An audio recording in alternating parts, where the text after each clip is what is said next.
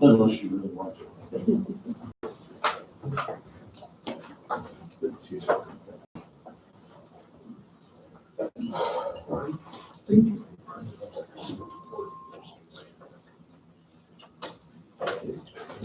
John, your industry's getting a lot of attention lately, isn't it?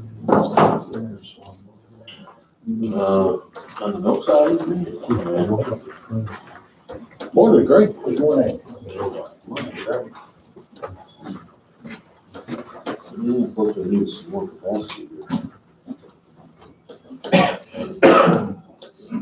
Somewhere in the market. They left yesterday. Remember I talked to They're you? coming, I talked to a coming friend back of one mine. more time, I think. Tired I of can trying mention to when find I'll out work where through you a little update on that, but basically, they're having. they're gonna come back to findings for the Some state. cooperative. So we can say to them, no, you're wrong, you misunderstood, or whatever. We're absorbed. And then they Sold out. finalize the report, and go to Albany. It could be another 4 or 5 months before we hear it. Co-ops. It took them 3.5 months It's an error. to do this. They were very, very nice people. I owned my guy for 30 years. It's just one more distraction. Small organizations. 2 or 3. Just another distraction. And, you know, we got Always had more building going going on. on in the back. We had 2 more auditors in here, different entities. Used to like Frank. Plus, we're trying to keep everything afloat here. No. The last 5 years, it's like. Because Oh, well. of consolidation. There's nobody at the table. There's nobody to sit across the table with. They're gone. Processing is consolidated. Co-op's consolidated.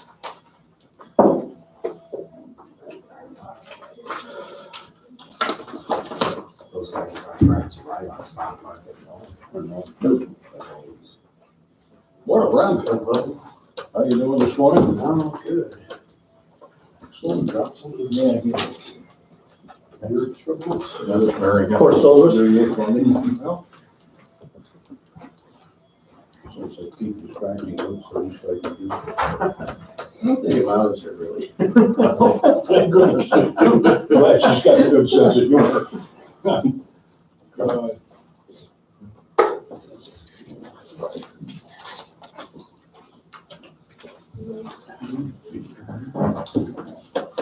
Where are you up to for the winter? Abroad? I must be going somewhere. No, actually, well, I'll be in California in a couple of weeks, but, Boo. so, I am actually taking an examination with the Level 3 Wine and Spirits Education Trust. So, There's your critic right there. a Judge Wine professional. So, I think we could conduct something that way. At least practice is not. Yeah, right, right. I'll have to go through a few bottles to get there. Yeah. We gotta make sure he knows what he's doing when he gets out there, you know. He wouldn't want you to go out there blind, you know. Oh, what kind of board would we be? you got my back. Oh, dear. Summer. Well, that's an amazing, I never even heard of such a thing. And what does that qualify you to do once you've done it? Yeah, in theory, the same thing I'm doing now. I just like to have the opportunity to judge in a little more prestigious national competitions as opposed to just state and regional things. So, Oh, Steve, that is impressive. So where's Ripple fall in that? Strawberry Hill or? Those guys don't submit their wines for judging. So Perhaps for good I'm reason. not sure what they would do with the results. I don't know. Gives me a headache just thinking about it. Good morning, everyone. Let's please stand for this pledge. Over in college.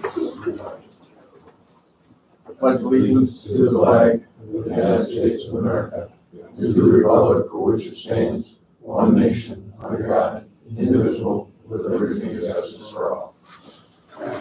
Happy New Year, everyone. Happy New Year. Here we go.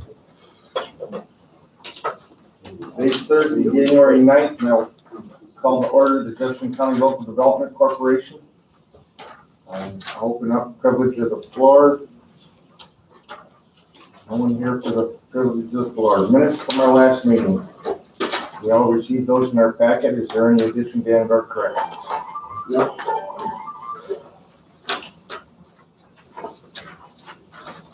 Make a motion to accept this presented. Second. I have a motion and a second. All in favor, aye. Aye. Opposed? Motion carries. Thank you. Treasurer's report. Page 6 of your packet, excuse me. So this one's pretty easy. We're on target to hit close to a balanced budget. Average spend of 90,000 a month would be break even. We're spending right around that on the average per month. Again, if things were linear.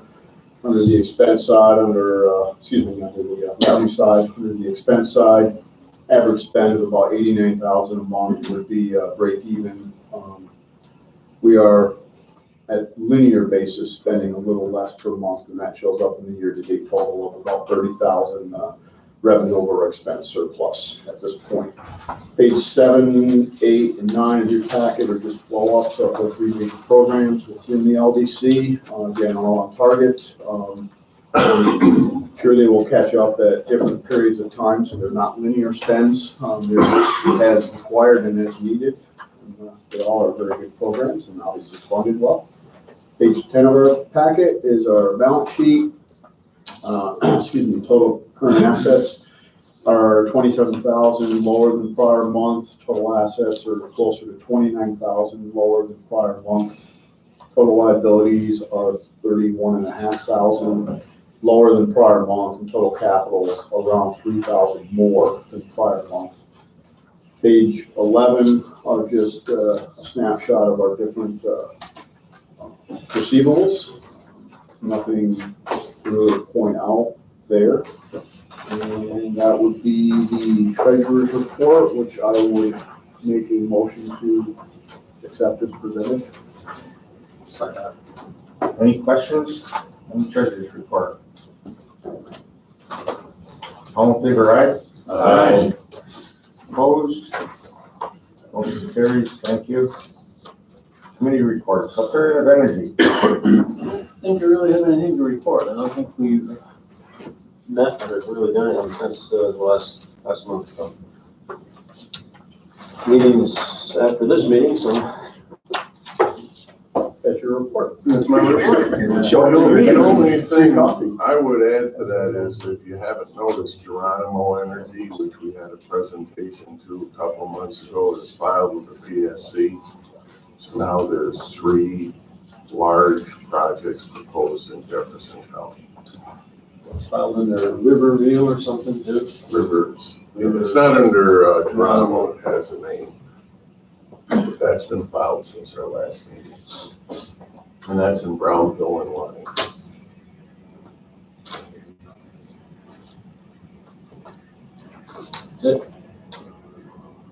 You guys are working out back in here, wasn't it? Yeah. They shut that door. They're making progress, Making dust. making the sounds of it. Not that we don't hear them every day. Been a challenge. Buildings and grounds. Building and grounds, we have a meeting scheduled for next week, continuing to move forward with the Y. There's certainly a lot of requirements moving forward, trying to sell them their space, and Don can probably elaborate on that a little more. Yeah, we continue to have discussions with Denise and some members of her board. We have a meeting scheduled with some members of the engineering firm that we're using and board members tomorrow morning. As we speak, the Workforce Development Board is walking the premises. I've met with those folks, and they are very interested, very happy with the arrangement that the Y has talked to us about, agreed to, which is the location of the space that would then remain in the hands of the IDA, which is in the corner facing the current large parking lots, if that helps to identify. We would be looking down Arsenal Street, and they're pleased with that. It's about 14,300 feet. So all of this is in progress. We're working collectively. We'll share engineering and all that kind of stuff coming up as we begin to put finer details on it. You will be asked today to approve the letter that came back from Hawaii. You all have copies of that, which was in response to our proposal. That gets us started. Joe has been working on a lot of the legal documentation at this point. We have letters crafted to head out to the 5 various state agencies which have to be notified about the sale. We needed to input some additional information which is coming, and Joe will modify that a little bit. My crappy draft is just that, crappy draft. So anyway, I guess I would say that things are progressing very well. We're going to have to move this process along fairly quickly. I don't know what that means. We'll keep building the grounds up to speed as fast as possible. We may end up having to convene a special board meeting at some point to address some of the issues. And as you know, the Y is working on a number of things, including grants and the capital campaign and all those kinds of things, which have their own time tick. So we'll try to work in coordination with those folks as we move forward. So kind of an interim report. All things are moving along. I would say that your decision to establish an agreement with the Y has been met with universal approval. Anyone and everyone that I've spoken with sees this as an exciting addition to downtown Morgantown. So, and the county, right? The county. So that's it.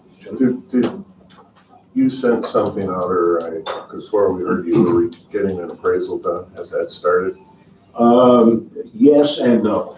Don Kuhn has agreed to take the appraisal we had in 5 years ago, actually, and update that. And he had started collecting some of the information, current information, but then the holidays got in the way. So he is back now. My understanding is he started again, and I've asked him to move that along as quickly as possible, because that will need to accompany the letter to the state agencies and other things. So good question, Paul. He is working on getting that as quickly as possible. An observation I'll share why going through this process and the design and build out is, from my observation, they're kind of moving forward with combining arts with some of their other mission, which maybe was in the past, but it's going to be stronger with this one. Even the design of that building and the conversation I had with Denise, I think you're going to see some real kind of in your face recognition of art, the arts, and some of their recreational space is going to incorporate the arts. Wine judging.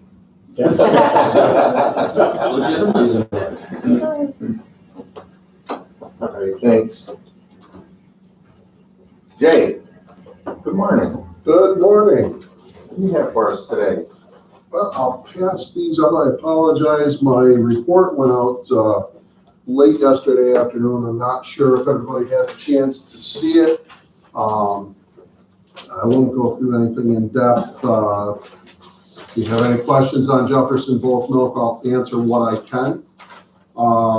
Solar projects, the ad hoc committee that is working on the mapping and trying to better assist local municipalities with the solar projects and wisely managing how those projects are getting implemented into their communities.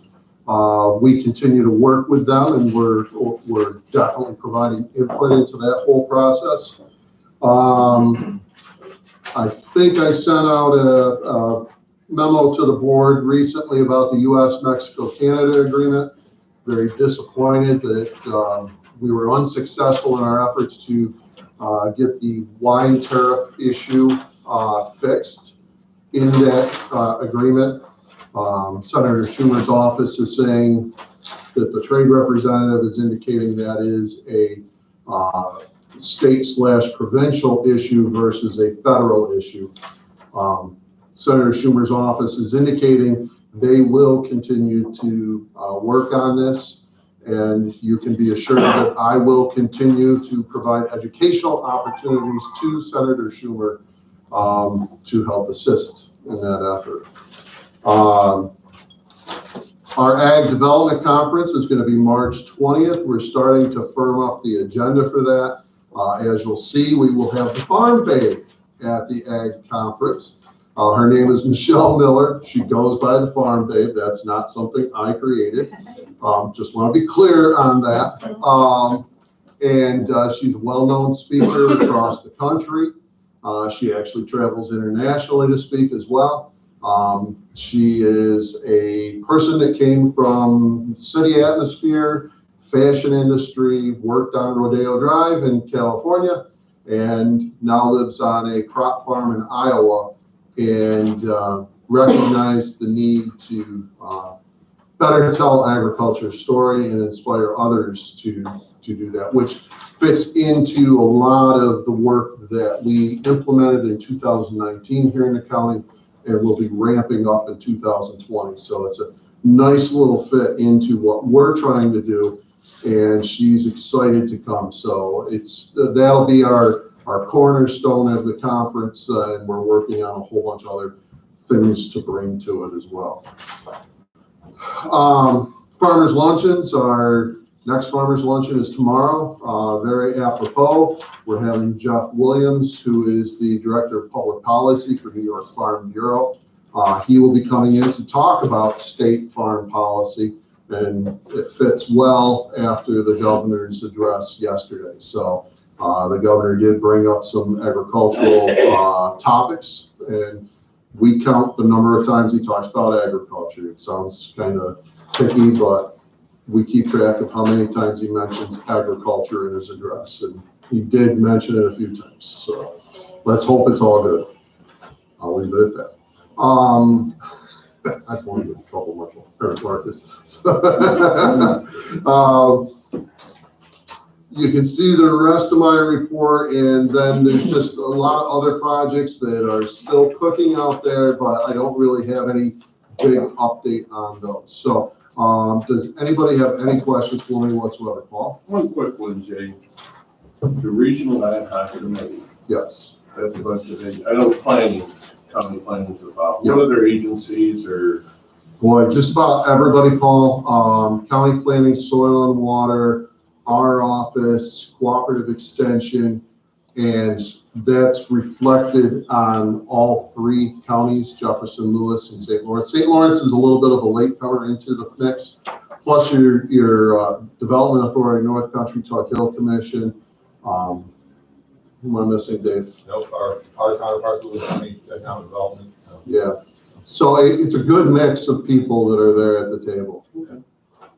On that same subject, Jay, I was talking to the county administrator in Lewis County, and he was telling me they already have a map from Dank that shows some of this. There is a draft of the map. It's not finalized yet. We're still working on that. I'm trying to think of what would you add to that, Dave? It was a draft. It's kind of a working map right now. I'd be really curious to see that. Oh, yeah, absolutely. What it's doing is identifying, okay, where are all potentially desirable sites and what was, prime ag. Transmission lines and soil type. I wanted soil type to be reflected on it, but because it's such a broad area, putting soil types on the map makes it unusable. We do have, at least for Jefferson County, and I've sent you that report before, we do have the soil information in a usable format for all of you and anybody else, so that we have it for Jefferson County, because that soil data is actually very critical to citing these projects. But they tried to put it on this broader map, and it's just, it's not workable. But on a smaller map, Mike. It's Yeah, sure to take- county by county, you can do it. Well, I'll go back to it. I think Greg brought it up when we were up at the river about identifying where they're logical to go, where the communities want them, more than letting, correct me if I'm wrong, Greg, that instead of letting developers choose where they want to go with these projects, let's provide areas where, one, they're welcomed and they're suitable, and try to direct them to those sites. Well, the idea for the map isn't, again, it's also like an it's not like an effort to attract, but more or less to help the local communities realize, oh, we've got a lot of potential sites here for solar development.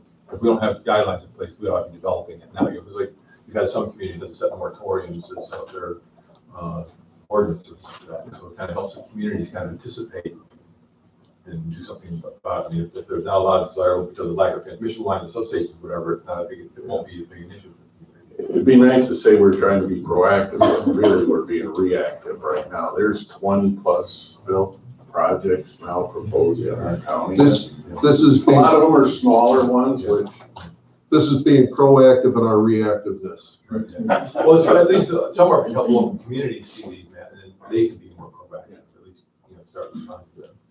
So Jay, will the committee very clearly address the preservation of farmland? Will we be able, and approving pilots and some of these sightings, which is really going to affect the local jurisdictions, but will that have been solved for us? No.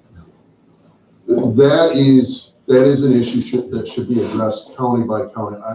Personally, I would not want, no bad reflection on this committee, but I would not want that committee to do that. We have an Ag and Farmland Protection Board and a number of other county-based organizations that can better address. Yeah, the idea is, But they will form guidelines, will they not? Or is that just? There's actually several different instances of guidelines that are out there that have come down through Farm Bureau, American Farmland Trust, and a couple others not on the tip of my tongue that are out there that can help provide that guidance to local communities on how best to measure this. yeah, what this committee is trying to do is, from a higher level, make sure a lot of these, void duplications, a lot of stuff is existing and what is missing for them. So this data that's being mapped out, pull out together on a regional basis, share what's going on as we learn from one another, then share that with, this committee doesn't have any power to affect that, but at least share that with the farmland preservation boards, any other entities are going to have something to do, but to kind of make sure we're all getting the best and most recent information to work with. But I want to assure you that we also are, that committee is discussing the agricultural issues as well. But that really needs to be handled on a county by county basis. And there's tools in place that are available that can help the county best measure the farmland issues. So. And the commission will be working on a white paper on the issue too, something to be shared on regional white papers as well. So hopefully if that process works, then some of these developments will, from the beginning, stay clear of what could be considered primary agricultural. Whereas right now, it's not on their radar. They're concerned about it, Ed, but I don't think there's any sufficient reservoir of information that helps guide them. Most of these developers don't want to get into a situation where they're being opposed for good reason. If there is opposition, it should be for reasons that don't make any sense. So the more information we can collect, the only issue we have to be concerned about, in my personal view, is that we have to watch for thickening of the governmental process.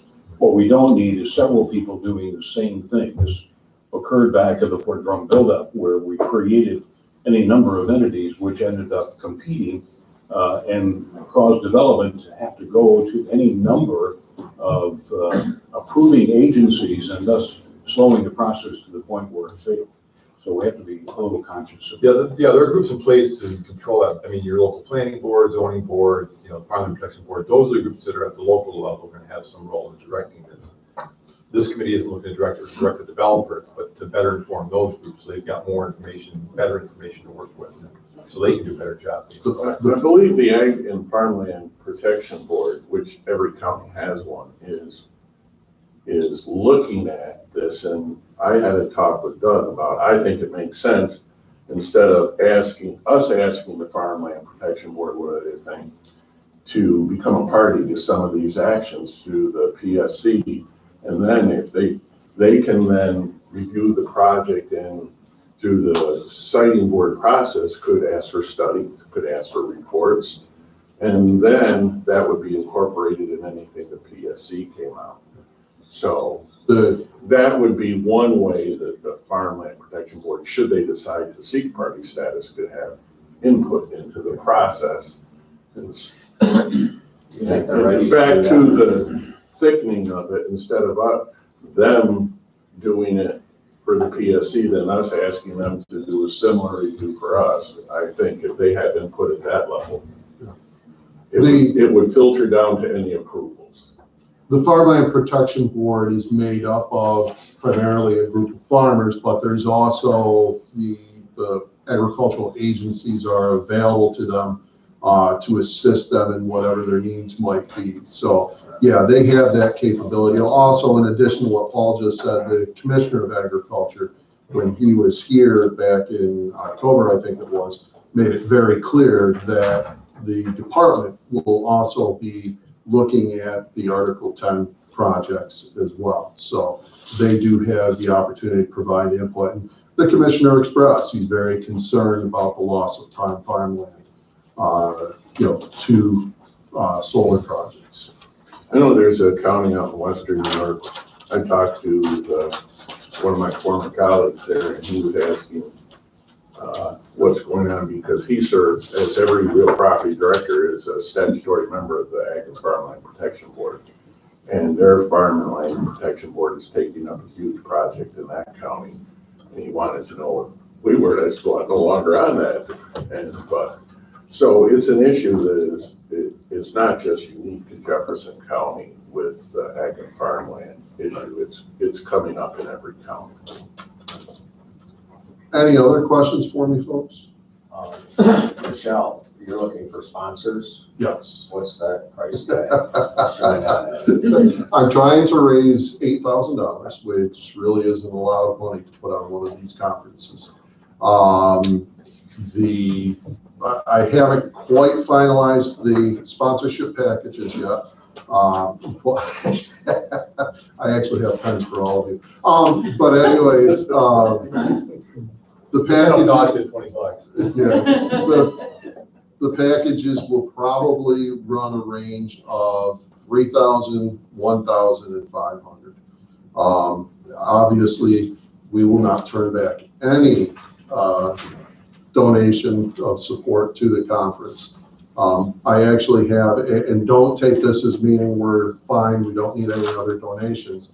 And please don't put this in the paper yet. NYSERDA is indicating a strong interest in supporting the conference this year. So they're waiting on me to get things finalized so that I can get it to them, which I'm trying to do quickly. So it's a matter of putting all the pieces in place before you can ask people to donate. So I think it demonstrates how that conference goes to a whole different level. yeah. And that's what we try to do with it. There's a lot of different programs available to educate people about agriculture, but we try to make this conference something that provides a 60,000 feet look at agricultural issues. So that's what this conference tries to do. Where will the conference be? It'll be at the Hilton Garden Inn on March 20th. It mostly runs in the morning. Michelle will speak right after lunchtime. And you don't have to come for the whole program. You can come in, hit it, leave, come back for lunch, however you want to do it. And part of the reason, I need to raise a lot of money is we don't charge anybody to participate. We provide free lunch and everything. So, it's a good program, and it's the only one that I can think of anywhere in northern New York of this nature.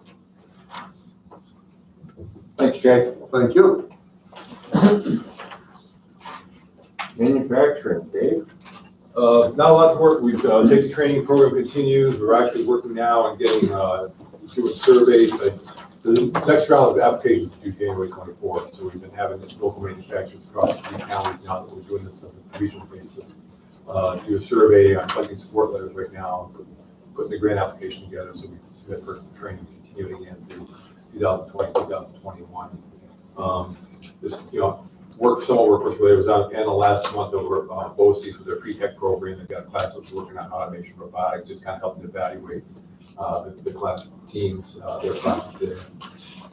Working now on trying to put together a workshop for international trade, for manufacturing, for what's available for assistance at the state and federal level, Department of Commerce and ESD in terms of export assistance. So we're going to try to do something like that in the next couple of months. And that's been it. I'm on one of the work groups from the Regional Council, Northeast Regional Council. We're now working on the plan for to submit for next year, which would be part of the competition with the governor's awarding these awards each December is each region's plan and their progress. So we're working on doing the report now. Now I'm working on tradable sector covering manufacturing. So. Any questions for Dave? Thanks, Dave. Marshall. Good morning, everyone. Just want to touch base on a couple of things. The live streaming, which we're enjoying being in the process of right now, went off without a hitch last week. The quality, I dare say, was a little bit better, especially the audio. I know that some of you have checked our videos in the past for things, and there's been sort of this popping sound. Well, we're using the same hardware. I don't understand why, but it's working a lot better. Video quality is about the same, but it's almost like the audio of these meetings is more important really than the video. So that was one thing. And we had some views. We're not really seeing a lot of views today, but last week we did, and that was great to see. We do have some interesting things coming on social media. I know I did touch base on that before regarding our LinkedIn profile. LinkedIn's something that we haven't really done a whole lot with as an agency. It's one of those things with social media. If you're not doing it, you're not doing it, and but we need to do it, so we're going to do it. Specifically on the marketing, and again, this is something else I did touch base on, but one thing that I'm really excited about for the future is this device ID targeting, where you can hit a trade show floor, gather IPs from devices, and then, for lack of a better word, pound them with advertisements. And that's something that is newish technology. Typically, it's been done on a much larger scale, like municipalities or counties or town lines or things like that. But now, with the technology getting better, you can do it to a trade show floor, which is kind of cool. How do you get their IP addresses? I don't know how they do it. They're just telling me that they can.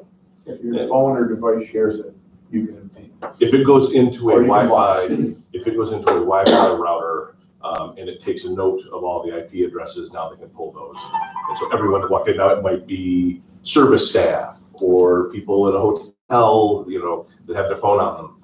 So there is a little bit of stuff you can't get it right down to the person, but if you're at the trade show, you can get them. So that's kind of cool.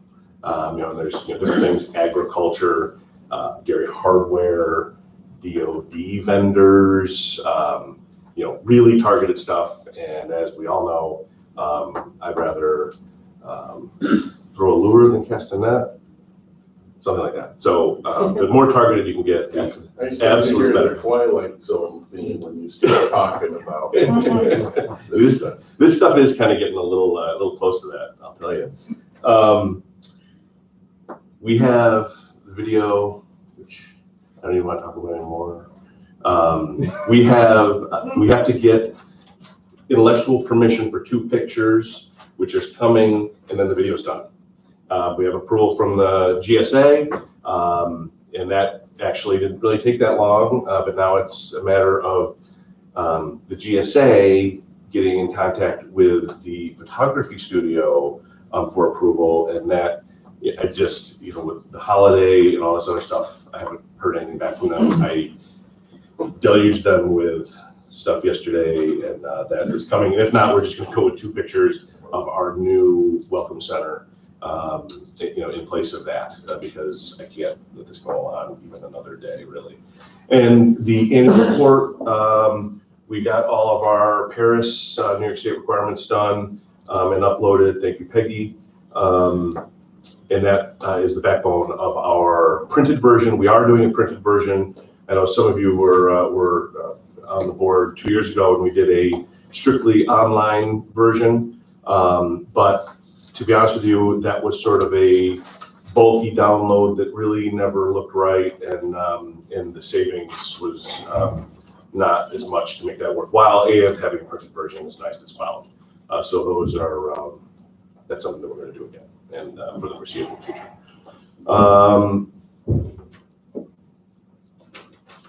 Do we have any questions? On this IP targeting, what was it, word you used? Device ID targeting, geofence. So, and then you're going to, you would be able to do a mass mailing or mass. On the digital side, I won't have. I understand Yeah. that, but I can tell you from the AI stuff I see at home, when I start getting that from the state, I block them so quick. Do you worry about the impact of, will these people know that they're letting their IP be used for this type of thing? Or is there potential you're going to offend people if you do too much of that via the IP? The advertisements would be banner ads. We're not going to be sending pop-ups to their phone. That's where it actually gets really expensive. They're going to be, they're targeted advertisements. So it's really no more intrusive than when you search for snow tires on Google and you start getting snow tire advertisements on your NN1 360 homepage or what have you. So I'm not really worried about that, actually. But again, it is something, it's just, we try to get as targeted as we possibly can. These people, especially on, these trade shows, they're in the industry versus me sending out 1 million banner ads into Canada, which, has wrapped on my head 2 businesses that, Jay has worked with our Canadian stuff. So yeah, I'm not so concerned about that. Okay. Actually. Anything else? Are we still doing anything with that European feed company? Nope. We're going to, I continue to sort of work with our leads. I say sort of because it's not getting anything back from them in a while. But we used up about half of our grant. And so everything on the National Grid grant, everything we've used them for, it's like with any grant, you don't have to spend all of it. And I felt like our last campaign wasn't as successful, and we had to do more on our end for the same. I mean, we were putting stamps on envelopes and doing all the follow-up and doing all the things that the consultant, in my opinion, sort of could have, helped out with this time. And so, no, we're gonna, I like that angle on consultants because I think that that's important. Like we did with the site consultant program that I went to in Charlotte, which was great, and have been able to develop some relationships with. But I don't think we're going to use that in the near future. It just, again, they were great, easy to work with. They were great, but we're going to try somebody else. And like I said, the key point is, there's no reason for us to spend money, even if we're getting half of it back. If again, you just don't, you know what I'm saying. So, but we did get some decent leads. We did get some decent leads, but they weren't the ones on the first round. They made sense. These are ones that I could see kind of coming here. But it's almost like we had more leads that were just out of left field and were not really helpful. Great people, but we're just going to kind of look for new consultants in the future and things like that. Thanks, so. Thanks, Marshall. Unfinished business. Okay. Cover for confidential. Yes. Evaluation? Board evaluations, as you recall, our last meeting, we bumped it to January's meeting, so we could spend a little bit of time in having some open discussion. There's two ways to handle a board evaluations. You can go through the motions, rubber stamp it, file it, say you've done your duty, or you can kind of go through it, roll it out, and try and improve it. So with that, I'll open it up to discussion, recognizing, you know, our categories agree, somewhat disagree.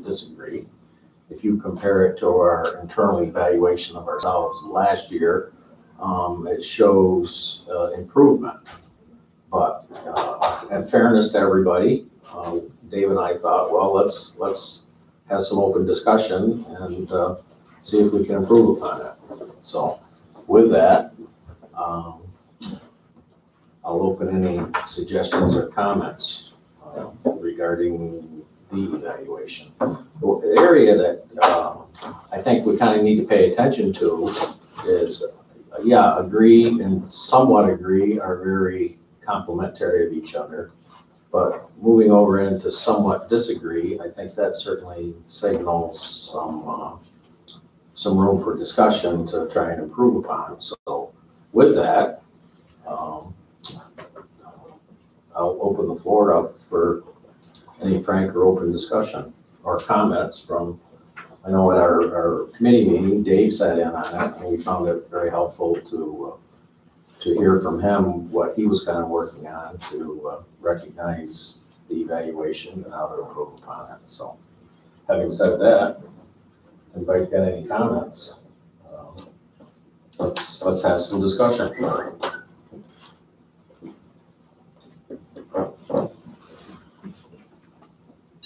Any observations? Yes. My only observation is 10, 12, and 13, I guess, are the ones that have decreased in compliments, or however you want to say it. Criticism, have increased criticism versus increased compliments with all the other ones. So obviously there's been some changes. 14, 2 votes went in another direction, which is good. Is it your quest to well, if you want to open up like one specific area, like, you know, 10, 11, whichever one. I mean, those are just my observations right now. Read this. But I would say there hasn't been a significant shift. You go from 3 to 1, 1 has changed. I don't see that as a significant swing from the previous evaluation. Whereas you might, the parentheses are last year's, correct? Yes. Yeah. So So I would be more concerned if it was going from where there was an increase of more than just 1 or 2. And I don't see that anywhere. I see a bigger trend moving towards the agree. More positive. Some more positive end. It appears that there's, you know, one person that has some concerns, and if that one person wants to sit down with Don and I or anybody, you know, I'd be more than happy to go over things that, you know, like that rather than, because I know sometimes if you disagree with something, you don't always want to bring it right out in the, you know, in the public, full board meeting or whatever. So I guess that's where I would leave it at. I'd be more than happy to whoever it is wants to sit down, and I would drag Don along too, because. So are you looking for a motion then to accept the evaluation, the annual evaluation? We did that last month. well, Okay, this is just a discussion item then? Yeah. Yeah. So if everyone agrees with Move that. on. We that idea, surveyed ourselves and rendered our opinion about how we think we're doing our job. Right. It hasn't changed a lot from last year. No. You can talk about significance. Not sound like a professor for a moment. but What's called non-parametric. We sound like you are.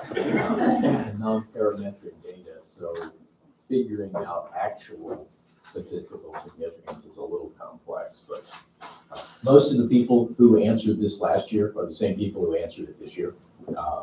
So 2 data points pretty close together, I think. Yeah. So, Yeah, and if you take like number 12, for instance, board members have sufficient opportunity to research, discuss, question, prepare before decisions are made and votes taken.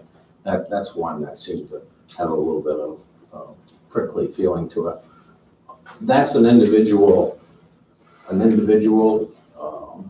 acceptance level, which comes back to David's. If a person feels certain people, each board member, I think, has a certain level of knowledge that they want to acquire before they make a decision.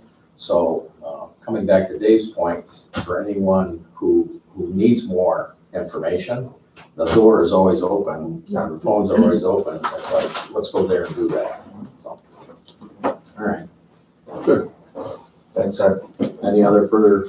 I guess that's it then. We don't need a motion on it. All right, we did our due diligence. New York State Ready Grant. Well, I've tried to keep the board informed about the status of our activities relative to that. I'm not even sure exactly how effective this grant is at the moment. We have, by our own request, had 2 extensive calls with Empire State Development and Molly Riley, who is of the governor's office and heading up this program. We have, in concert with the county, offered to include the IDA's leaseback arrangements where we could save dollars on sales tax for projects which are related to the READY program. The READY program, by the way, is the resiliency program the governor's proposed to assist the businesses along the lake shore and the river shore. So we have, there's a 5% requirement the county has to pony up some way, somehow, in order for the county to qualify for READY grants. And we have discerned through working with Scott Gray, the chairman, and Molly and others, that our ability to save sales tax on these projects qualifies as that 5%.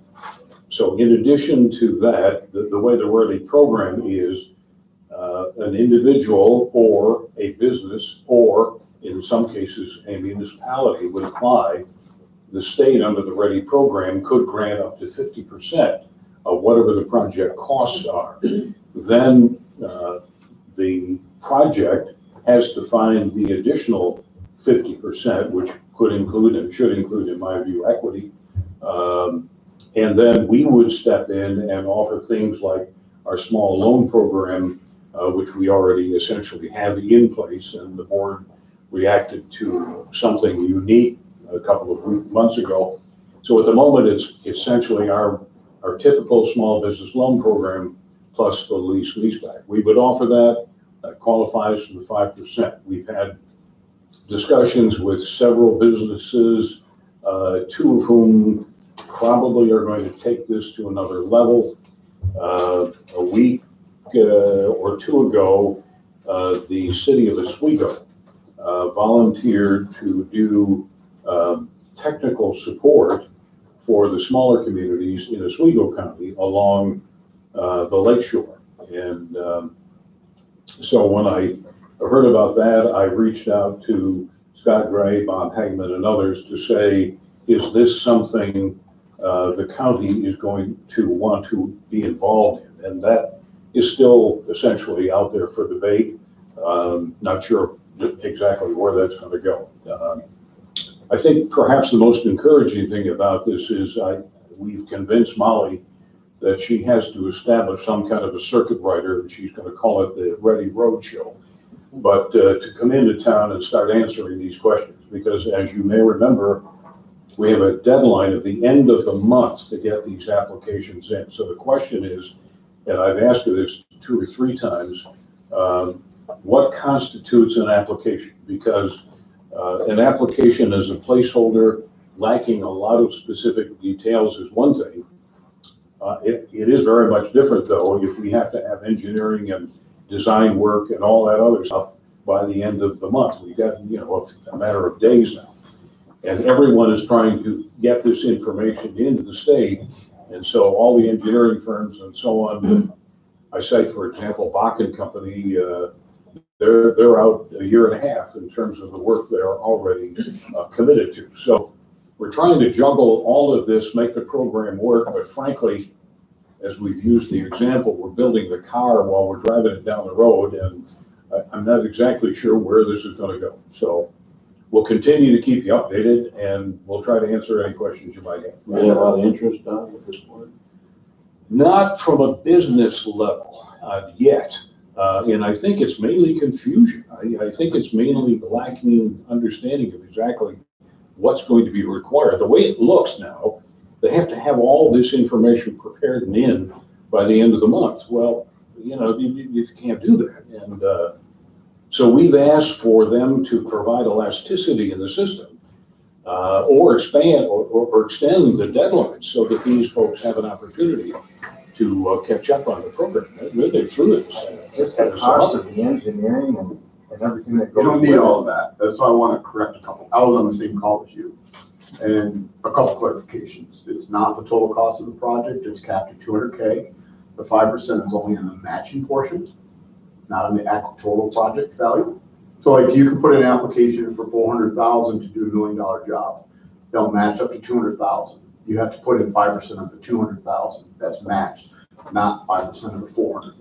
The county does. Whoever matches, it's local municipality / county. So I wanted to offer those two corrections, and Molly was Molly is one of her, one of the other people, I can't remember the gentleman's name, I want to say Keith, but it probably wasn't Keith, but they were clear that you did not have to put in detailed engineering. You had to put your best case estimate in, and they kind of indicated that if you put in, say, a $60,000 estimate, they were going to use a $200,000 placeholder anyway, because they don't want money to dry up. They understand company X can't go and get all this engineering done in 2 weeks. And there's going to be bleed through when you start getting an engineer to say, I don't really know if that piling is adequate to support an additional load of raising the docks 4 feet, 10 feet, whatever. So I heard a little bit different about the quality of information. It's a 3-page application and your best estimate. That's, I don't want to minimize it, but I think it's being overly maximized or, suggested that there's a lot more information. Another thing with regards to your question, I've already conducted a seminar at the town of Henderson with our town engineer at our town board meeting. And on the 15th of January at 3 p.m. in our town offices, we're doing a business seminar, town engineer, and I volunteered to go to represent any questions that might come up with our loan program or any knowledge I might have. But it's really our town and our town engineer and the local businesses to get together and get their act together to say there are deadlines. These are the things you need to do. Here's the phone number. If you have questions, go talk to the state directly. We don't have all the answers, but to actually get that banner out there that there is available funds. They're going to dry up. There's a deadline. And as you said, the elasticity, she didn't want everybody to go to March, but there was kind of on a project by project basis. If John Doe put an application in and just doesn't have enough information, but they have a placeholder in there, they're willing to talk with that applicant and extend it out a little bit. But clearly, first come, first serve. This is a widespread area that the monies will fund. So it's first come, first serve. If you're late in the game, you might have a big goose egg. Those are my only comments, and if you heard differently than me, those are the notes I took down, and I want to make sure I have the notes correctly because that's what I presented to our town businesses. Nobody's going, for one of these major projects, nobody's going to get through the Corps of Engineers and DEC. Oh God, no! These are 9-month programs. They'll be lucky to get this done by the fall. It was the same with the residential property owners in that program I put in for one of those, and you had to have your application in by date X. Then you had a window where just because of spawning, you can't even do half these projects until certain periods of time in the season. they're gonna give you a time to fill those in. You said there were two projects you know of, or two bigger? Are they, municipality or individuals? No.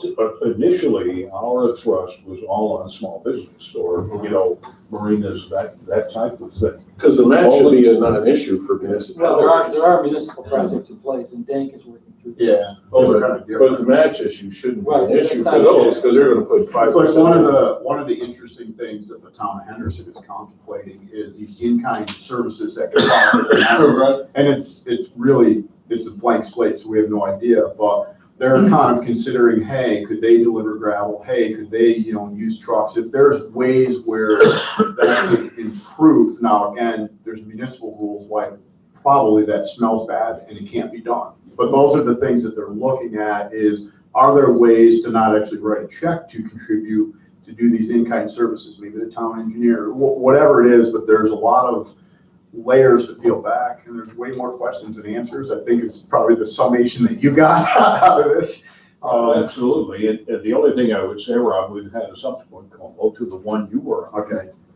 And the reason I had said what I had said initially. Well, you got more information. Basically what they did was they backed off a little bit on being able just to get a placeholder without information. They essentially said you have to have enough information. Well, I won't minimize that point on the 15th, and obviously anyone at the board or the staff is welcome. I mean, there wasn't a formal invite. I just, our town board, I could literally walk to our town office. He said, hey, can you come answer questions if there are any about the IDA's loan program? And I said, sure. We sent two pages of questions to Molly when we first had the first call, and I would say 50% of those questions were answered. But we're working this through, and what happens is, for example, one of the projects along the river, if they decide to proceed, then we're going to take the specifics of that application and see if we can find the blueprint contained within that they'll accept. Would you agree, based on your second conversation I was not part of, they want a robust application, but as long as you get an application in that's more than your name and serial number, it starts a point. Yeah, let them say, hey, we need X, we need Y. Yes, that was. So it's kind of a placeholder with some effort in it, but let them tell you what more they need. Is that a fair? That is the approach we're taking, Rob. I don't know. Because I think to Dave's point, to go hire, engineering company X, first of all, it's gonna take them a month to show up and tell you what they need to do, then 6 months to study it. They just don't know the basis of yours. Yes. But for what our role is going to be, which is offering sales tax exemption and or a micro enterprise loan or whatever we call it, we don't have the same type of deadlines. If they'll be able to apply. If they don't get approved till June, they can then come say, these are the. I did flag that in our presentation to the town I live in. I did flag that, the special program was attached to Ready. But these programs are available to businesses that serve tourism annually. So it kind of opened up that we're open for business anyway.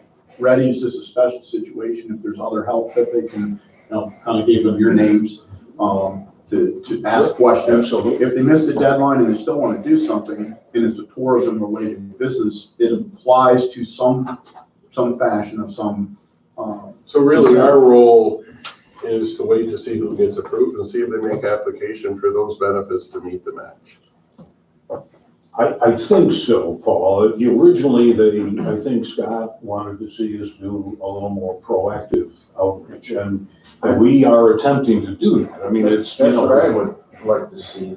But still, We get the information, we get the message out to But once people. Will the state share the list of the applicants in Jefferson County, and then we can do an outreach to those people who potentially are going to do it? My concern is the residential ones, they got inundated at Neighbors of Watertown. They told us the day I dropped it off, you'll know in 2 weeks, and that was in October, and I still haven't heard. And I guess they were just overwhelmed with the number of people making applications. But once the applications are for commercial to Jefferson County, we should be planning to do an outreach to say these are the programs we offer, and then we know what our window. That's probably when we're going to know the maximum window, isn't it? After the end of this month. the potential. I would assume so, yeah.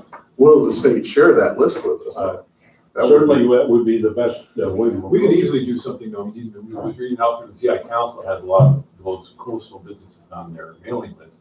Just saying, hey, if you're applying for any funds, be aware that if you get funding, we can offer the tax, we could work with them and get some money. I think also, I mean, kind of what I did, I asked you to, I live in a town that's affected by this, because there's board members who have friends and family, just contact their town supervisor. That's the simplest way, and I'll tell you, the group within our community that's pushing it the hardest are the town engineer and the town supervisor, because they want to, A, fix the town, and the engineer wants to create business. So like, it's a kind of a match made in heaven that the businesses need help, and there's people coming in at a locality level to assist. And then there's a bigger blanket with the county and this agency and the state and such.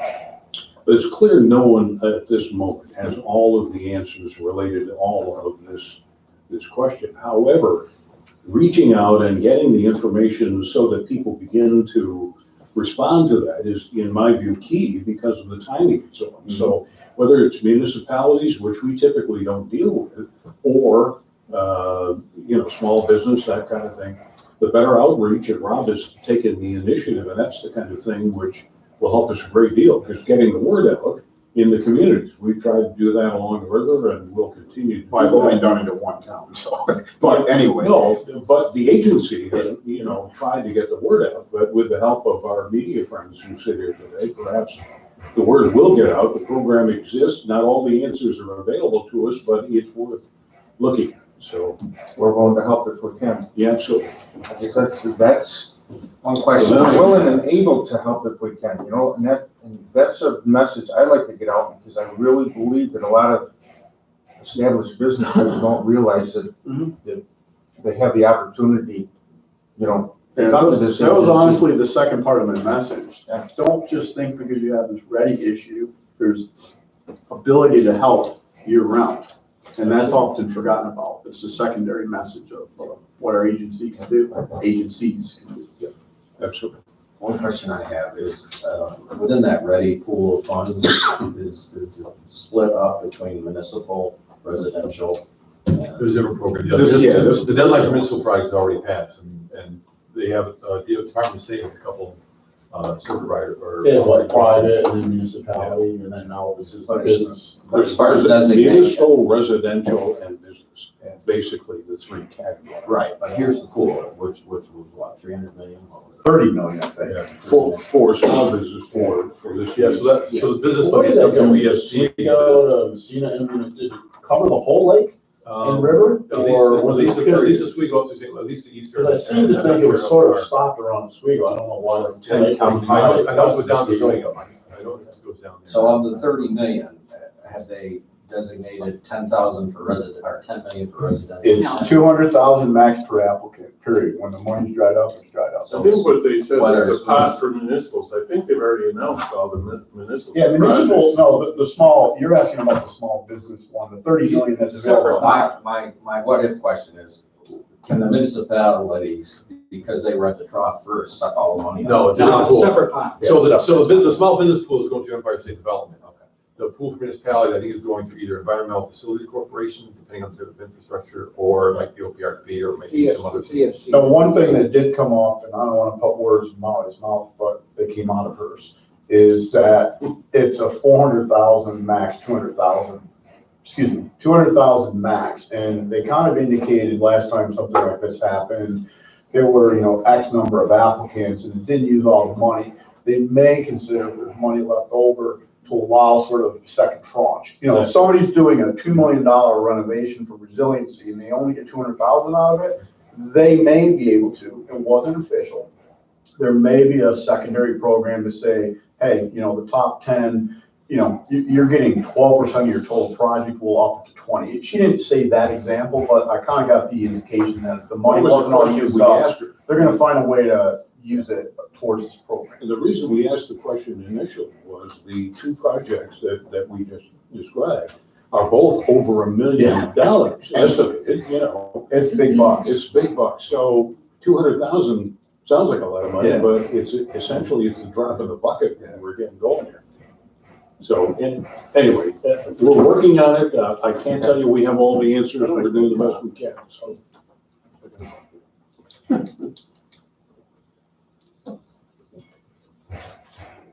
Archive room. You can hear We're making progress.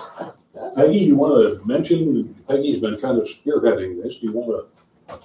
Well, they started construction this week. They expect it to take about a month. In the meantime, Lila and I are gonna start ordering other things such as laptops, scanner, things that will be in the room, and requesting more grant money. And we have until June 30th to expend everything, so we're working on it. When does it have to be complete by as well? June 30th also? So in terms of the auditors, Don, we have everything we need to date from our archiving standpoint? Yes. We believe, if you're talking about the controllers auditors, we believe that they have completed their quest for information. I got a semi-final update day before yesterday. They have one more meeting scheduled when they will meet with staff. They'll come back in, the three auditors. They'll meet with staff and go through the findings that they have. And then we will have an opportunity to talk with them about the findings, and if there's issues, we'll help to address it then. At that point, they'll finish up their report, send it to Albany. Could be 3 months before we hear anything after that. I don't want to overstate this. They did, Jasmine, who is one of the auditors, did tell me the other day that their findings generally were quite good, that we have a couple of process questions that surfaced over the last 10 years. They'll have some questions about. I don't think it's going to be any serious concerns. We may have to change a policy or two to reflect some of their findings, although I do not know that. Frankly, we anticipated that they would find something. I mean, that's the nature of what they do. They are stepping up audits on IDAs across the state, although they said to me that this one appears to be one of the better ones they've done. So I don't know what that means. We won't know until it goes to Albany. Well, they didn't lock the door, right? They didn't lock the door on the way out? No, they didn't lock the door. So congratulations Yeah. for a good Yeah. checkup. Yeah, we actually gave them a set of keys, and they became Good. almost friends. I don't want to overstate this, but You know you're in a bad situation if they put close your business on the way out. Right? yeah. I think it'd be worse if there were handcuffs. Yes, but congratulations on a clean checkup on that one. Well, they did say nice things about Lyle and Peggy and Joy in terms of cooperating with them on a virtually daily basis. And, you know, this can be quite a distraction. We at one point had 3 different auditing activities going on in the building simultaneously. And one day we actually had more auditors than we had staff on site. And that when you're trying to do things simultaneously, it gets a little distracting. But I think we've gotten through that, and we'll obviously have an update report here. Sure. No good comments on you, Yeah, nobody gives me any. I just did. Counselor, anything? Nothing for this meeting. Okay. New business. You got a tax form 990? Yeah. Any questions or? Any other, Is this information, Dave, or is? Yeah. just. Can I ask a potentially stupid question? I think we'd like to have approval. Can I ask a potentially stupid question? Why, this is 2018 tax year, why is it not 20, we're always a year behind? Yes. Okay, so we did. Because we ended I just up, noticed that now. because we ended September 2019, Okay. so it's the beginning. Well, that's of right, February. where fiscal years are different than individuals.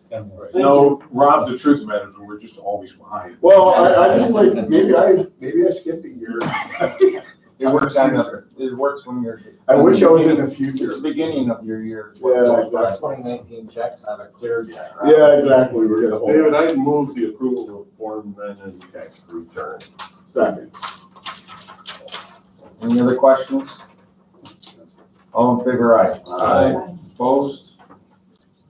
Carries. Anything else, Don? That's it for this week. Members, anyone have something else you want Just a note, by the way, excuse me, Dave, Bill mentioned earlier on, following this meeting, we have a series of interviews and so on the energy committee side with some of the potential applicants, if anyone wants to stay and participate, listen, throw rocks, whatever you want to do, you're welcome. Well, again, under local development, coming and going through Carthage, that rehab downtown. Yep. And moving forward, looks pretty good. Let me tell you, I am impressed. Just a quick update, not that it involves us, but it is local development, and that if you're through Carthage, let me tell you, drive by there, tell It's up there, abandoned for a long time, and it's got beautiful windows in there, inside. I wish they'd I'll post some pictures on it, because they did a great job in there. Yeah, I saw a picture on Facebook of the inside, it looks beautiful. Yeah, with lights and. Yeah, I saw that. We will have something to do with that shortly at White. Yeah. Another development in Carthage, so. that is I think that's one of the most magnificent viewing points of the whole Black River, right there in that spot. It's great. And the way they developed it, it's like, I can't wait to go to their open house. And by the way, that was a development that we ended up with a great deal of fight over. And it does show you what can happen if we persevere in development. Motion to adjourn. I'll make a motion to adjourn this meeting. All in favor, aye? Aye. Opposed? We stand adjourned. And with that, I'll call to order the Jefferson County Industrial Development Agency. Once again, this is our Thursday, January 9th meeting. Privilege of the floor. Anyone want to speak?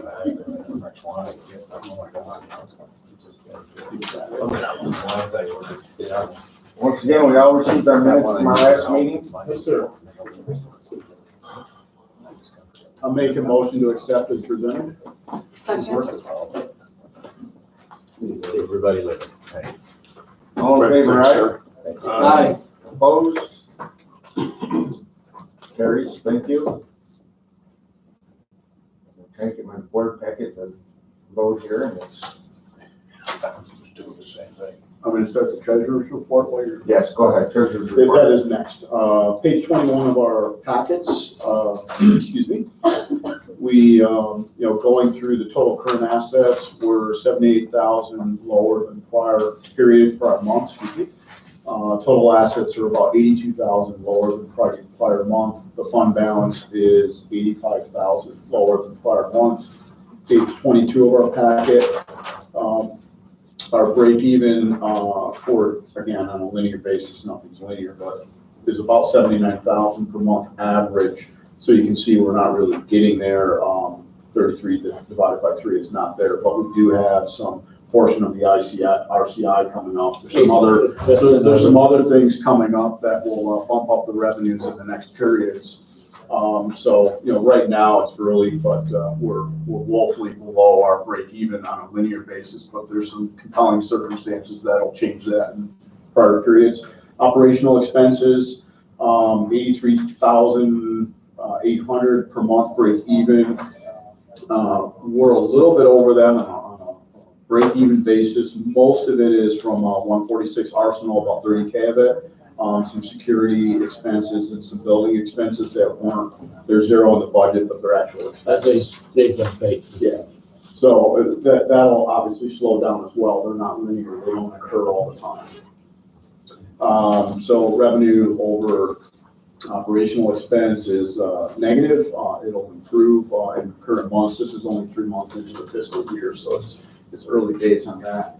Page 24 of your packet is one Miles been keeping track of separately. We have 146 Arsenal property all on its own. So that's self-explanatory. Page 25 of your packet, our balance sheet. Our quick assets are 55,000 lower than prior period. Receivables, 19,000 lower than prior period. And total assets are 82,000 lower than prior period, as previously stated. and total capital, as previously stated, is $85,000 price period. Page 31, 32, 33 are outstanding loan programs for the 3 different loan program types. Page 35 gives a snapshot of them. So we have a very small amount of short-term delinquencies in a couple accounts. One will probably clear up, one won't, 2 won't. We will be addressing the first account, the 2 accounts on there Okay. with loan review at the next meeting. Yeah, I figured we'd get into that. And the last one there, they have since paid, so Okay. they're only one. Yeah. They send them. So nothing significant at this point, but there's 2 we're gonna be looking out at, and she said, so it'll get presented in the loan review in our next year. Okay. We'll make a recommendation. at that time. Even with the small amount of delinquencies, it's still a very small amount of the total receivables for that. So nothing to be completely alarmed with at this point. Page 36 is again a snapshot of all of the loan programs and the current status. Excuse me, page 36, 37, and 38.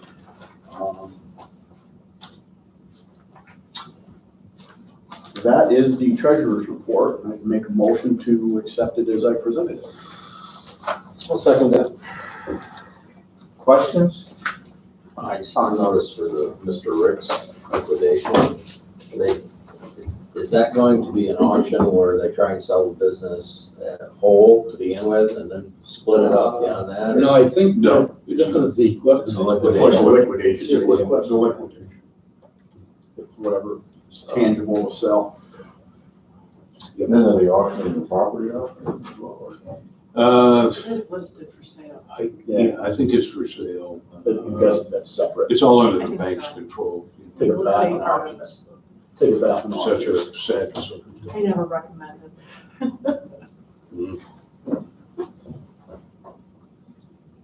On the motion, all in favor, aye?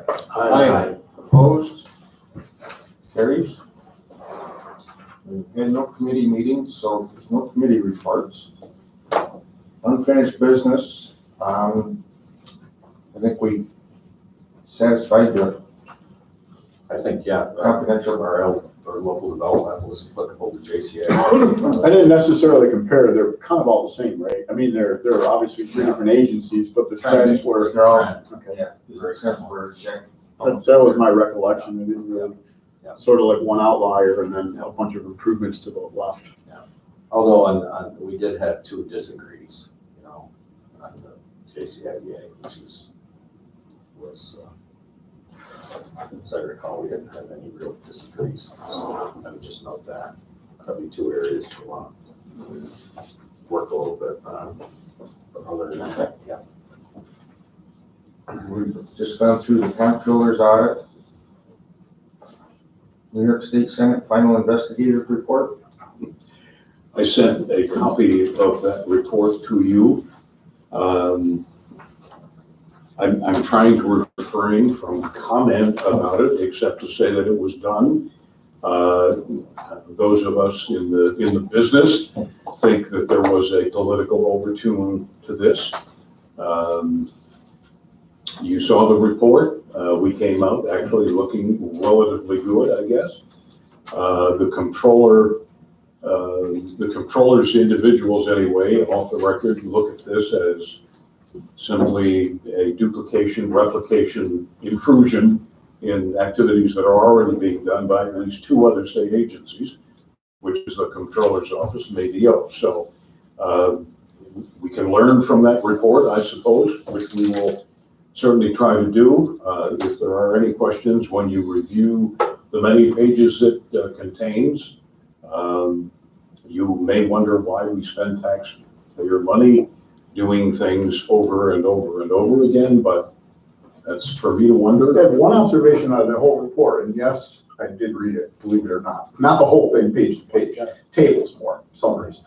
We have an abnormally high amount of LDCs in this county relative to the rest of the counties in the state. No, I'm not saying that's a good or a bad thing, it's just an observation. Well, frankly, part of that's probably my fault, because I have, over the several years, helped local communities establish LDCs, because they can carry out activities, development activities, that they don't want to get involved in, things like IDAs and so on. And Clayton being a good example, we helped them get that LDC formed, and I think it's proven, very. No, like I said, I don't think it's a good or a bad thing. There was one county that had like 14, most of them had 1 to 2, and some had none, which is kind of peculiar, but. Well, Some as you also know- had no IDA possibly, like whatever Montgomery, there were some like counties that might not have large populations that. That was my only observation, and Yeah, it's no, just clearly only an observation. I was curious, are we competing with each other, was kind of my follow-up No, question, no, but it actually, sounds we like we're work not. together. No, Yeah. we work together. Because they have ability to go after or fund projects differently than we may be able to. Exactly. That's my thought, was the answer. Well, I think I asked this question. The controller, as you know, now will be able to audit LDCs as well as IDAs. Legally, they didn't have the authority, but, frankly, it's a vehicle that used properly. I think maybe Chris can speak to this a little bit, seeing what goes on in these small communities and using this vehicle, how important it is. Sackets has used it. Good for us. Yeah, it is I good. think that's what we try to do. I think we're unique in the sense that, and it started in '86 with Fort Drum development. We had an economic stimulation going on here. And you look at our history, we've been at the top of the heap for a lot of new developments in the state. I realized this when I went to the Paris training, which dated myself, but it wasn't that many years ago. I actually went to Syracuse and we sat down with other groups, other IDA board staff people getting the same training. You had a sense to interact with them and see what's going on around you in their counties. And I'll tell you, my observation was very, very little. We were so far ahead of a lot of other counties. So for us to have these more local LDCs, good for us. That is a good thing. The rest of the state should be doing it, but they don't have a lot of development going on in a lot of these counties. My only concern with those is when I look at what we have to do to comply with the LDCs, are all these small LDCs going to be able to do all the It is a big issue for them. regulatory affairs? You I mean, I actually- tried to find stuff on the Sackus LDC, so couldn't find it. You actually saw a dissolution of a lot of the LDCs around the state, smaller than because of the capacity to comply. I just can't imagine we go through here for the LDC, all these small LDCs being able to do that when we might not have a lot going on. It is a staff, it is an issue with staffing.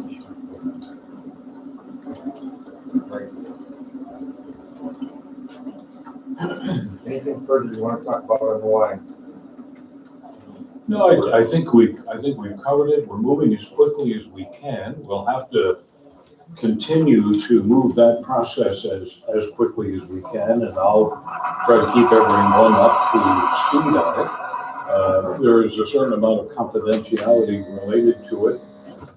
So things that I feed you, if you try to keep them close to the vest, because they're not under our control, we're simply trying to accommodate what the Y is doing. We'll let them expose whatever they're up to the media in the level they want to do it. Do you think we're going to meet our estimated timeline for closing that they were looking for? Well, that's gonna be a moving target, as it always is on these deals. It's tough to tell because there's too many variables out there. I was just worried about this. You said there's what, 5 or 6 state agencies that have to sign off on the deal? Well, they don't have to sign off necessarily, but we have to notify them. And one of the things that I wanted to point out on the letter of intent is that we're obligated, when Don signs it, we're obligated to provide those notifications within 30 days. And in order to finish that letter, to provide the notification, we've got to have the completed appraisal. And I don't know, that's a moving target too. So I don't know how long it's going to take Don to do that. So my suggestion is that we modify that requirement to change it from 30 days from when you sign to like 5 or business days from when we receive all the pertinent information. Because there's still some other information we need from the Y to complete that too. Well, when we address that letter, I think that, we can add that. You're right, Joe, absolutely. What if they don't get their public grant target? Well, if the project fails to go forward, we built in the notion that we end up with the property back. And isn't there, aren't they forfeiting a portion of their deposit? Yes, Yeah, I think yeah. there was a small. And we designed it for that, with that purpose in mind.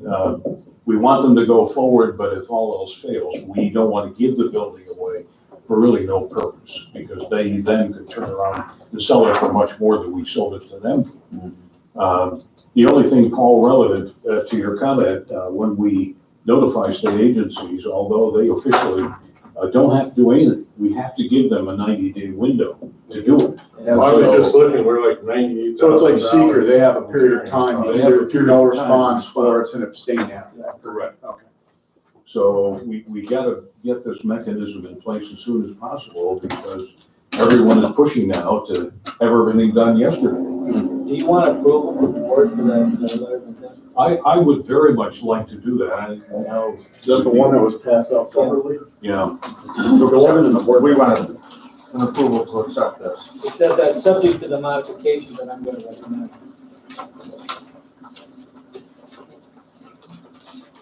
You want to explain the modification Yeah, for the minutes? the letter of intent requires, yeah.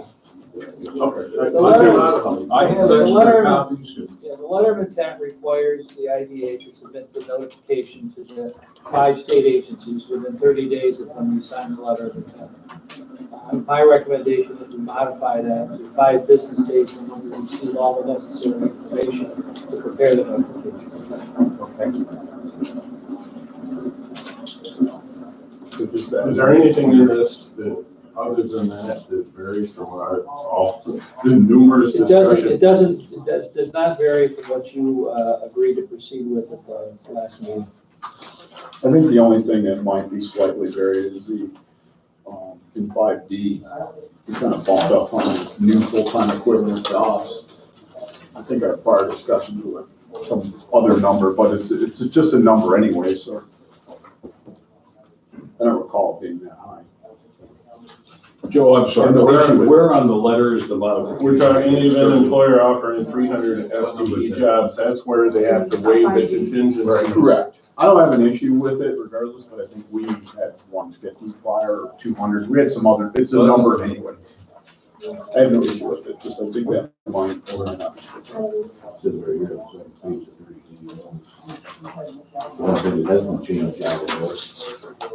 No, this is what came from the Y, and I recommended that we just pen and ink that, modify that initial and send it back to them. Which paragraph is it with it? Section 6, section 5, second page. Oh, yes. Oh, yeah, 5, the paragraph there. Dave, I move we approve the contingency letter, the letter of intent with the modifications outlined by Joe on the 5 days from Receipt of document. Receipt of all necessary information to provide the notification to the state agencies. You get that? Yep. I'll make that motion. I have a second. Second. Any other There's discussion? six closing first sentence. Oh, so that would get it. Oh, sorry, I didn't get it. Right on that. I didn't know. That's that. okay.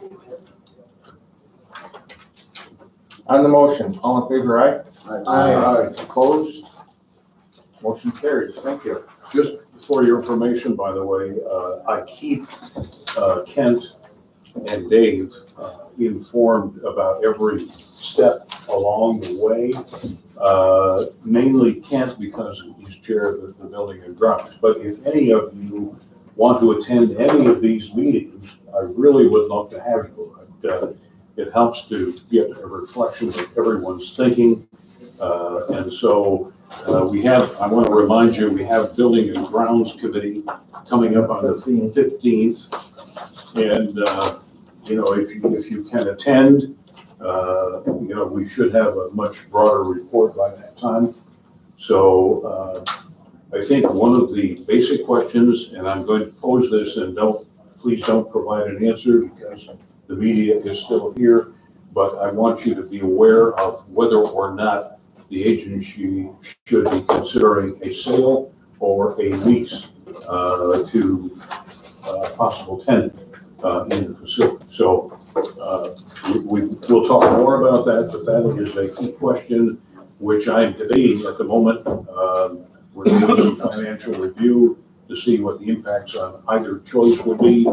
And we're also trying to sort out the possible tenant, what their specific requirements are going to be, whether they can purchase, whether they can lease, whether they should lease, what do we do with leasehold improvements. There will be several $100,000 in leasehold improvements likely. How do we do that? Do we fund that for them? Do we ask them to fund it up front? Do we incorporate it as part of an additional document to the lease or sale? A variety of things which we're working on the mechanics at the moment. So, I'm sorry, Dick. Is this outside of the workforce development? Please. Or part of it? I prefer not to really get into the specifics. We only have one piece that's not up for purchase. I realize that, but I didn't know if we were subdividing. Just to, I think the issue should be is, it should be, that decision should be regardless of who the tenant is. Doesn't matter. Yeah. Right. No, I'm just, when I reference that, it's like, was there some other space, or did we take No, space from it's a them? good question. to another one? we We're gonna also, build a 10-story addition above that. We're gonna have 10. well, frankly, we have another tenant that is now somewhat back to the table. One comment, and I don't know if it were a lease that it ever would come to loan review, but I would think rather than going from a committee to a committee, skip it to the full board. From building and ground, whatever the recommendations are, I would dump it in front of the full board. I don't know if a lease technically should come to loan review, kind of like maybe not, but I'm just suggesting don't go from one committee to the other. That's just my 2 cents worth. Thank you. As the chair of the loan review, and I'm only one of the board members if somebody's got a problem with that, but I think it's just more a waste of time. Well, you're all welcome anyway. It's participate in the discussion, so, sure. Okay. Can I say congratulations? Come on, go on. Bill and Rob being You guys are reappointed. stuck with us one more term. All right, page 46. We got, consider authorizing resolution number 0109 2020.01 for Oya New York State Route 12 LLC, Oya Blanchard Road LLC, Oya Blanchard Road 2 LLC, and Oya Great Lakes Seaway LLC. It's for the purpose of construction and installation of 4 separate 5-megawatt solar photovoltaic community energy generation and distribution facilities on 3 tax parcels located in the town of Orleans and 1 tax parcel in the town of Clayton. You looking for a motion to open discussion? Yes. Yes, I'll make that Motion and a second open discussion. Second. Discussion. I raised some questions the other day to Joe. I think I copied Don and Dave on it. He answered them more than adequately. But I still wonder why there was one section, and Joe, you tell me, where we put in that we calculate the full taxes. It's really not binding. Well, I gotta try to find my email. We're waiting for page 61. Page 61 of the agreement. Yeah, I think it was one that you had. The one that you would. well, he raised questions on the issue of, A word, but I'm guessing the board packet. I don't think that's what he's asking. Oh. it was something where we calculate the taxes, and it really wasn't anything that affected the pilot tax. It was, I assume that's to calculate this, so we can calculate the percentage of exemptions we've given. Let me find. Yeah. Why don't you see if others have questions, and I'll move to that. You talking about the schedules? No. Let me find that section. If others have questions, I'll come back to that. I mean, there's language in here about, indicating that, we're not binding the assessor on his assessments, because we can't. And regardless of whatever the assessment might be, we've got our standard payments. Much the same. It really is. I just wondered why when you were calculating it anyhow, what the full taxes would have been in the pilot. But is that standard language? Yeah. That's standard, okay, standard yeah. stuff. Then I guess. Yeah. If it's been in every other pilot, I mean, this is the first huge pilot we've done since I've been. It is, and it's also, it's a little different than our normal pilot agreements, but it is modeled on a pilot agreement from other community solar facilities that we have done pilots on for the firm and other jurisdictions. Any other questions? Just one last question. From approval today to closing, do you have an estimated time? The developer wants to fast track it. I've been working with their council. We still have a lot of deliverables they owe us. We've already provided them with the proposed leaseback and project agreement documents. I'm waiting for any comments from them. Based upon their schedule, I would anticipate no longer than 2 weeks if they get us everything we need. So that's quicker than I expected. They are anxious. Now with there's something in there that Don has to sign, the exemption application. Do we forward that to the taxing entities or do we give that? It's the. I mean, the 412A? Yes. We provide that to the taxing jurisdictions after the closing. Yeah. Okay. Yeah. That's all my question. On the resolution, roll call vote, please. Dave, Yes. John, Yes. Rob, Yes. Ed, Yes. Paul, Yes. Bill, Yes. Lisa. Yes. Resolution carries. Thank you, everyone.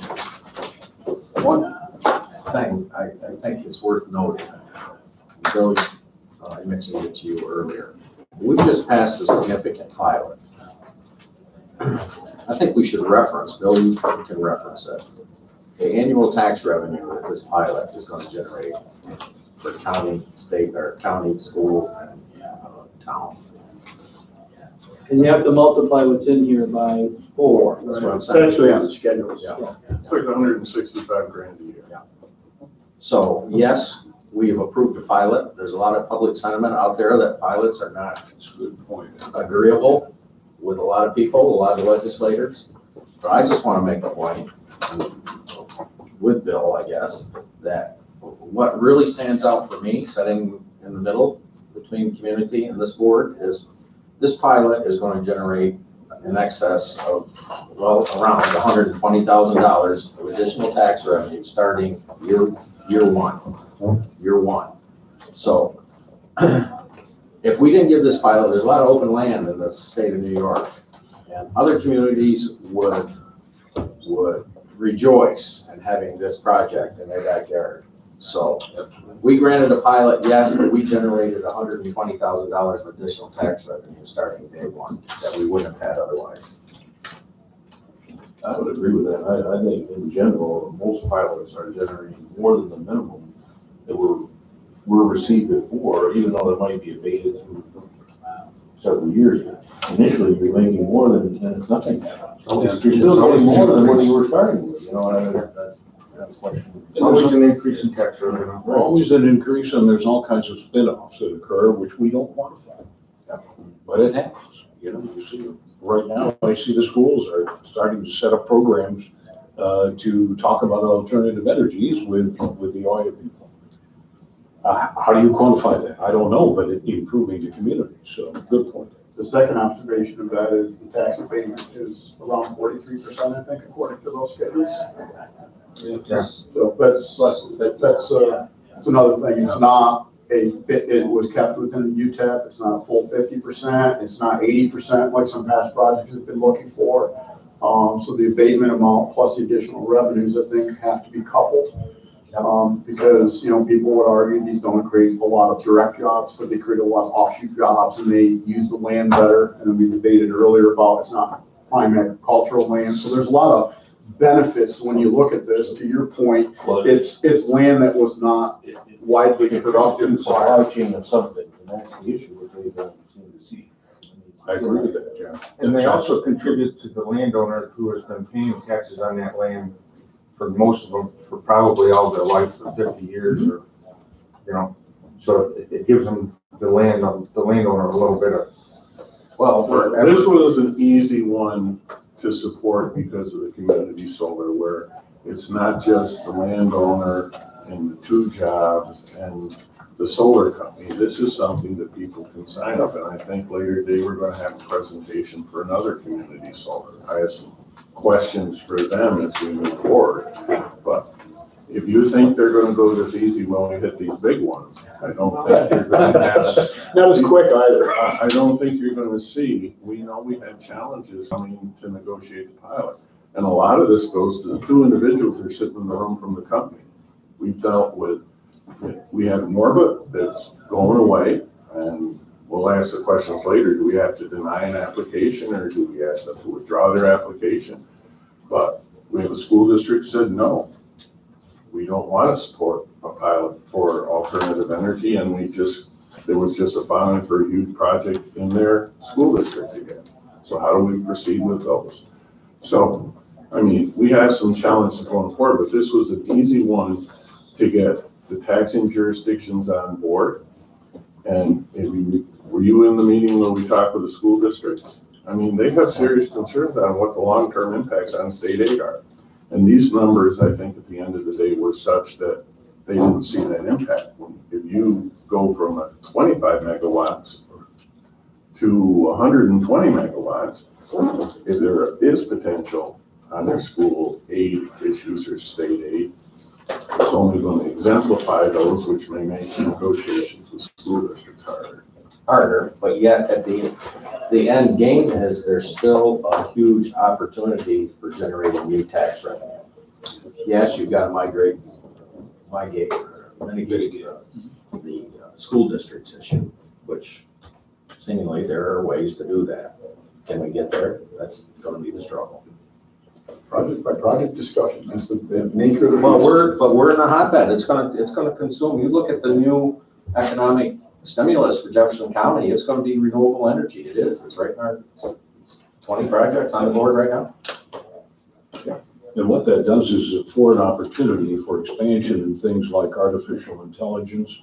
And I know people will say, well, what is that? Well, the answer is that's the future.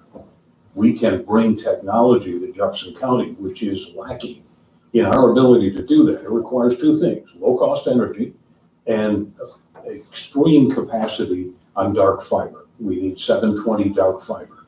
And if we can do those 2 things, there's magic ahead. And I'm talking about Amazon. I'm talking about the kinds of companies who only need lower-cost energy and high-capacity internet. And we can make that opportunities available because we have the land, because we have the potential for alternative energies. It takes a position, however, and I hope this board will continue to support that.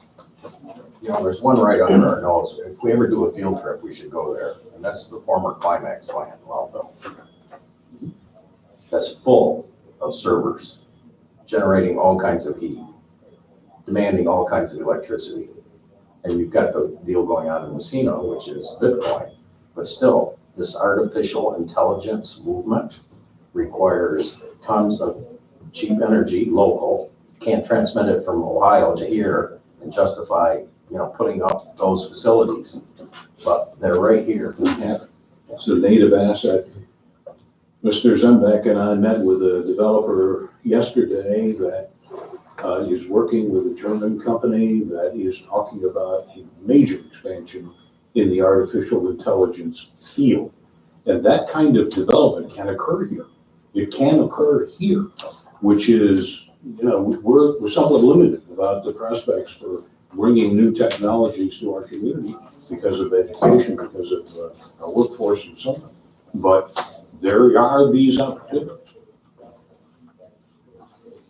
Alrighty, get ready, as the guy said for the weather. He said, bundle up and get ready to ride. This cold front coming in.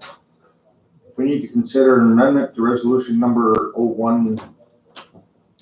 Well, this is an amendment resolution number 0109 2020.02. It's amending. It's just a change in name. It's a change in name. I Change in was name, I was basically. notified earlier this week that Oswego Beverage, that we approved the lease back in pilot for last month. is actually the operating company and that the owner of the facility is MDD LLC. So we need to amend our resolution to change the definition of company from Oswego Beverage to MDD LLC. You brought that up, did you, Rob, on the application or something? There were two names on it. I don't remember. They applied. I'm not gonna claim any intelligence on that, but possibly. Sometimes I get lucky, even blind squirrels find nuts. And I've received their LLC documentation and the ownership is the same, so. On the resolution, I'll make a motion to accept it as presented. Second. Make it feel better, Jen. Second again. Yeah, yes. Any other discussion? All in favor, aye? Aye. Opposed? Carries. Anything else? Counselor? Anything else? Dan? I think we pretty well hammered it. Board members? No, make a motion to adjourn if you're looking for I have that. a motion to adjourn. Do I have a second? Second. All in favor, aye? Aye. Opposed? We stand adjourned. With that, I'll call the order of the Jefferson County Civic Facility Development Corporation. This is our Thursday, January 9th board meeting. We received our minutes from our last meeting. Are there any additions and or corrections? Make a motion to accept as presented. All in favor, aye? Aye. Opposed? Carries. Treasurer's report. Page 10 and 11 of your packets, I'm only gonna concentrate on the last, period, income statement. Very little activity. I think it's actually been unchanged for the last couple of months. There might have been some We built a few pages. small in, but nothing out. So there is, $14,000 of assets and, year to date, we've earned $4,000 of revenue. And we have 0 of expenses thus far. So, good balance sheet. Very limited, so that's page 10 and 11 of your packet. Make a motion to accept that as presented as the treasurer's report. Motion, do I have a second? Second. All in favor, aye? Aye. Opposed? So, just a quick question, at what point in time do we look to transfer that money? Anytime. That's just sitting there, so don't really need it right now. Okay, So keep the account. well, we always keep the account open with us, yeah. Alrighty. It's not enough to meet the payroll. That's water and paper. Well, every little bit helps. I hear Rob talking about negative. It does, it does. We'll pay for snow plowing or something. Audit committee? Page 12. Do we have anything on the audit? There was a report here from October. Okay. In our governance, we pretty much have covered that in our past two meetings. I think so. Unfinished business? The only thing I would mention, Chair Dave, is that we have completed all of the work on the re-energy reissuance of the bonds and so on that we went through. And then I realize every time I go through the facility thing, it's really the IDA. I should have said that under non-facilities, but I forgot to do it then. So just to let the board know that has all been completed. And we have our Form 990 tax return. And once again, I'd entertain a motion to approve this. Make a motion to accept as it was presented. I'll second that. All in favor, aye? Aye. Opposed? Motion carries, thank you. Anything else? Motion to adjourn. Yes. Move, second. All in favor, aye? Aye. Opposed? We stand adjourned. Thank you, everyone. Good meeting you.